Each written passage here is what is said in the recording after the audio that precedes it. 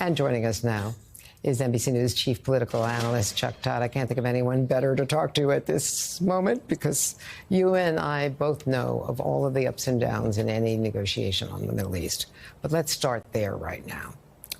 They may have been rushing this out, and there's always the possibility that Netanyahu and the right-wing cabinet members are going to press him to try to play this down. We know that there was another Friday announcement by the president that was immediately disavowed by Netanyahu over the weekend.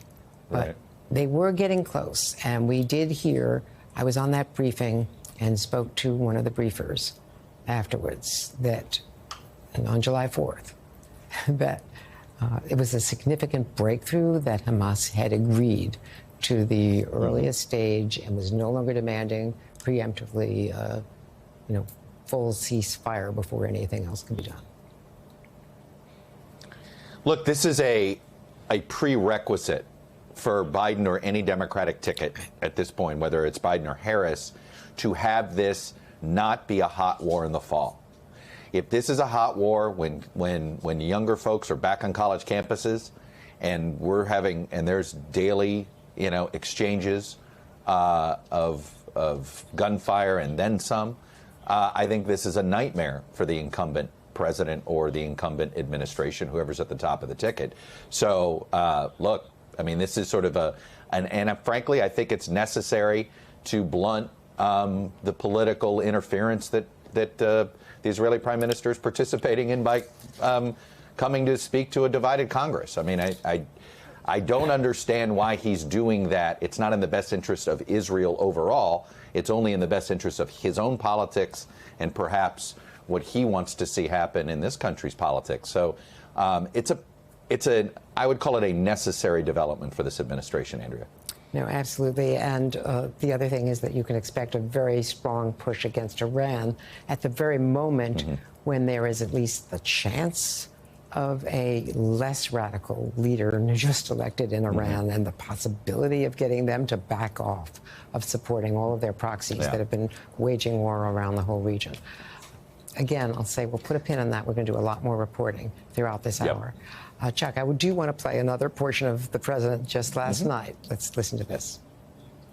You earlier explained confidence in your vice president. Yes. If your team came back and showed you data that she would fare better against former President Donald Trump, would you reconsider your decision to stay in the race? No, unless they came back and said, there's no way you can win. Me. No one's saying that. No poll says that. Well, we're going to ask you for a reality check on the polling. People are saying that. Well, I mean, here's the problem, right? In theory, it's a winnable race for Biden. But the question is, can he do the things he needs to do to win? And when you look at even recent historical context, nobody with this low of a job approval rating as an incumbent president has ever won. Period. Right? It's just a fact in the modern era of polling. And so that's why all of these very well qualified and very experienced strategists look at what appears to be a close race and says, yeah, but when you look under the hood, you realize one candidate is a lot stronger than the other candidate. And that's the issue. And another thing on Harris, and I've talked to with some Democrats, while she polls very similarly to Biden, what's interesting is that it's potentially a different electorate.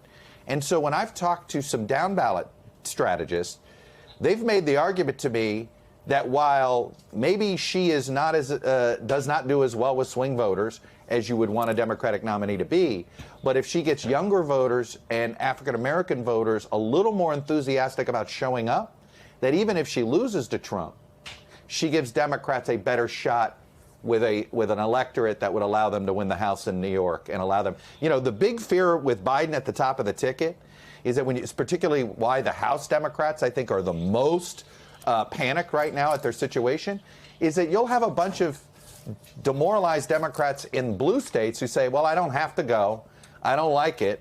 And then all of a sudden, those swing districts in New York and California, which are the key to Democrats winning the House, they come up about 2 or 3 points short, and it's really a turnout problem, and it's a base problem. So that's why House Democrats are almost like on edge. Frankly, Senate Democrats already knew they're probably losing control of the Senate. Just the map is what it is. But there's a reason it's the House Democrats that are more vocal right now than even the Senate Democrats, because they see control of the House slipping away. And frankly, that was their last hope, because with the math, the Senate was very likely to be lost to them. Correct. And with the Supreme Court, what it is, they view that as Trump world Supreme Court. And so the only branch of government, if Donald Trump were to win, would be the Right. House. That would be the final, bar against. Andrea, really quick, if they're going to make a move against Biden, though, they got to do it this weekend. They can't keep dragging this out. They can't keep waiting It's a for terrible another conversation. moment, Well, another excuse. To that point, Hakeem Jeffries went last night. Now, I had been told on the QT that he might go last night, might go this morning.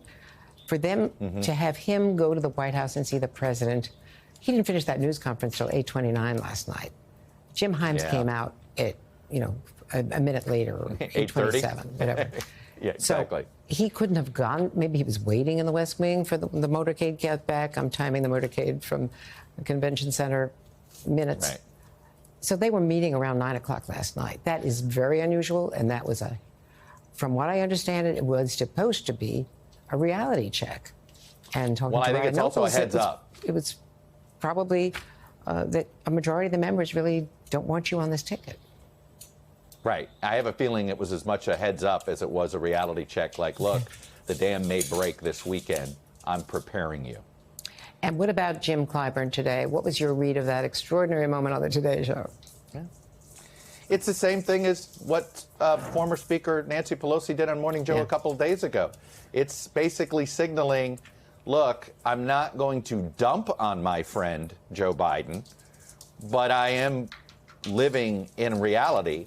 And this is Clyburn, he's a political pragmatist. That's how Biden got the nomination in the first place and got his endorsement the first time. That was a pragmatic move.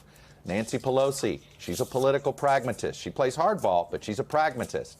And that's what's happening here. They look at this top of the ticket and they realize the House is unwinnable under these circumstances, period.